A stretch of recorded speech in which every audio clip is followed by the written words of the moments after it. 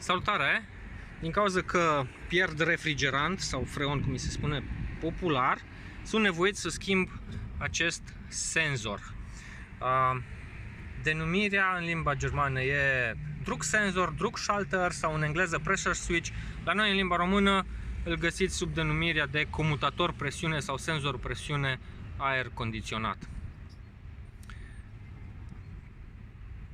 Ca să-l dați jos, prima oară trebuie să-l identificați. Eu am o Skoda Octavia și e localizat aici motorul de 1.6 TDI. Aici este senzorul, sub mufa aceasta. Evident, primul lucru, trebuie să scoateți mufa. Mufa este similară cu asta de aici și pentru exemplificare are clipsul ăsta aici în lateral pe care trebuie să-l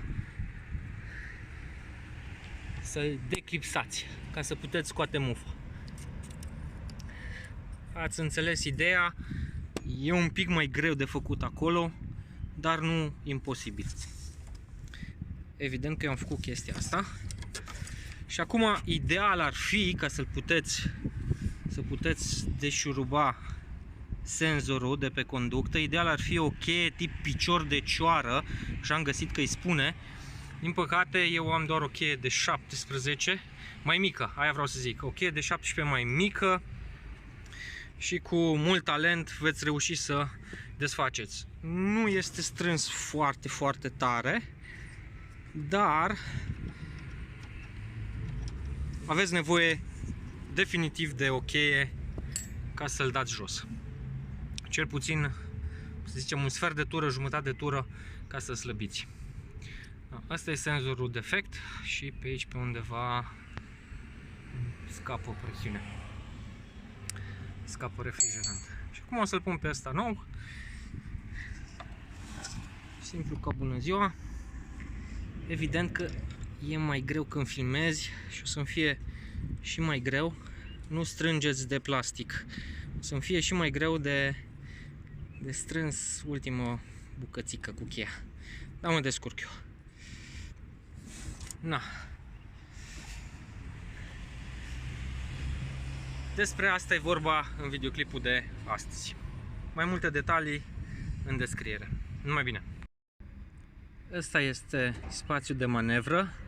Vă recomand cu cealaltă mână să țineți senzorul și implicit să nu forțați foarte tare atunci când strângeți, să nu schimbați, să nu îndoiți țevușca de aluminiu.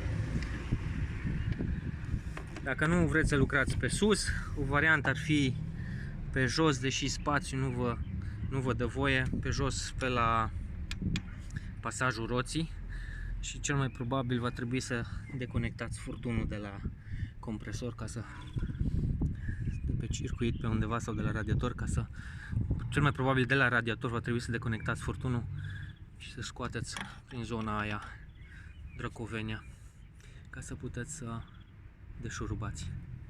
Cel mai bine este cu o cheie tip picior de cioară. Na, că m-am mușcat mașina.